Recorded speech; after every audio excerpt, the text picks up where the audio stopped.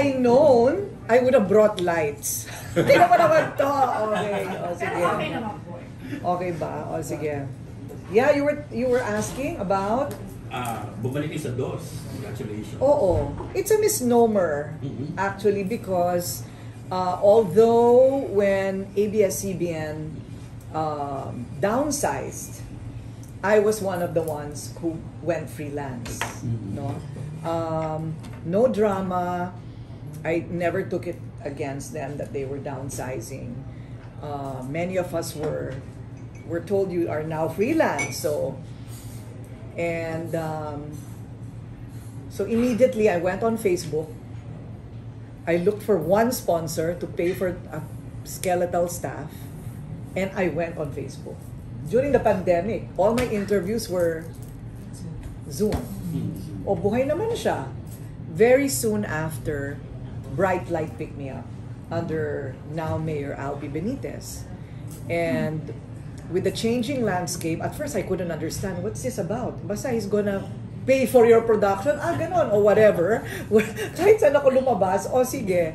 Not knowing that he had a deal with both A to Z and TV5 to come out simultaneously. So I practically never really left ABS because soon after, bumalik na rin ang airing ko doon. Although producer is now Bright Light. Ayon. So now that Bright Light naman is the one downsizing,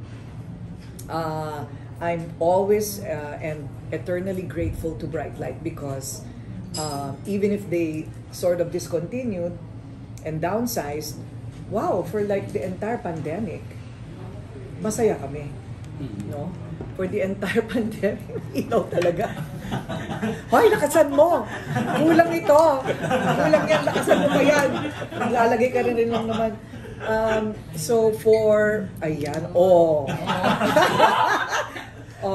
diba? Portable diva light. Third world, first world. Third world, first world. Ayan. Ganun lang yun. Diba? I told you. Ito pa, ma'am. Light is life. Life is life. Ayun. So anyway, so that's what happened. For 3 years, I always told my staff all those times, and our salary was commensurate to the salary of ABS in its heyday. Ganon ako magpa-sweldo ng tao because to me parang people needed it and we were braving all the threats and the dangers of the pandemic. At that time, we didn't even know what it was, and we didn't even know na magkaka-vaccine. Sinusuong namin ng mga barangay, wala kaming mask. I have never been infected. Really up to this day? Yes. Wow. And I'm everywhere.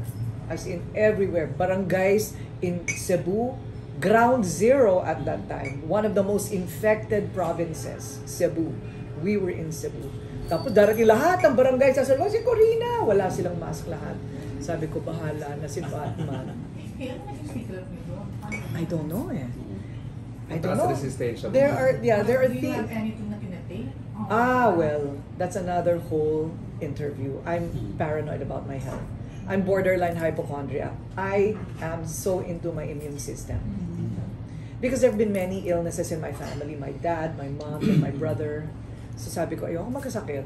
So I take everything and I have I'm very proactive with my wellness regimen, and I have a wellness doctor. So, yon. So all throughout the pandemic, may work kami. And that's what I kept telling my staff, ang swerte ninyo. Sobra kayong swerte. Kaya pwede ba, huwag niyo na ako bigyan ng sakit ng ulo? Pwede ba? Okay lang kayo. Alam mo yung ganon?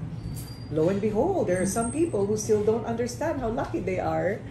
But still, most of those guys who started it out with me are still the same guys who are now with me in the new arrangement with ABS-CBN. So, pwede mo ma-share yung arrangement with? Yes. First of all, I don't believe in burning bridges. Diba? Parang, and true enough now, the lines have no more delineations. Diba? Ngayon, yung mortal mo dati, BFF mo ngayon. Such is life. And the most unheard of, most improbable scenarios have happened. Like the closure of ABS-CBN. And now, the merging of ABS-CBN and GMA. Or that shows in ABS are also simultaneously seen in TV5. So, ganun na ngayon. So, that is also the personality I want to adapt to. So, that's why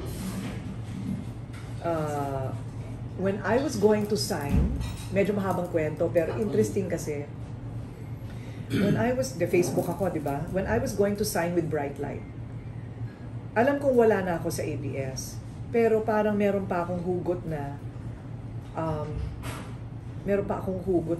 bakit nyo ba ako pinakawalan? Pipirma na ako dito, pero bakit ba ninyo ako pinakawalan? Rated K was one of the most viable, was one of the cheapest to produce, was award-winning, and is the best promo platform for all your artistas and all. You know, I mean, why? It doesn't almost make sense. And nung magpapaalam na ako, sabi ko kay Girlie Rodis, Girlie, magpaalam ka ng mabuti kasi pipirma na tayo. Alam kong wala na tayo sa kanila, pero yan ang original kong pamilya at mga magulang. Magpaalam ka lang ng maganda na ito na, magsasign na po kami sa 5. And suddenly they said, can Korina please not sign? And it was just in the flurry of things that matters were lost in translation. And we just didn't realize what became of Korina at that time. No? So that's what they said. And I said, it's a little too late for that because we already negotiated, I already promised, we have a time slot, we're signing tomorrow. And it was Carlo Katigbak who gave me the most important advice of all. And at that time, I was gonna be going into a situation that I'd never been in before. Kasi dati, empleyado lang naman ako eh. Empleyado lang naman ako. Ngayon, I'm coming in as a producer, right?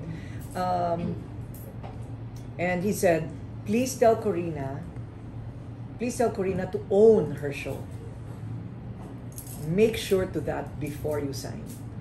So that's what I did. That's what I did. Quickly, we changed the personality of the program and then had it patented. And Albie was so generous and okay. So because of that, the next 3 years became one of my most lucrative. And we were visible in niche markets, even kahit smaller, because gone are the days of 40% ratings.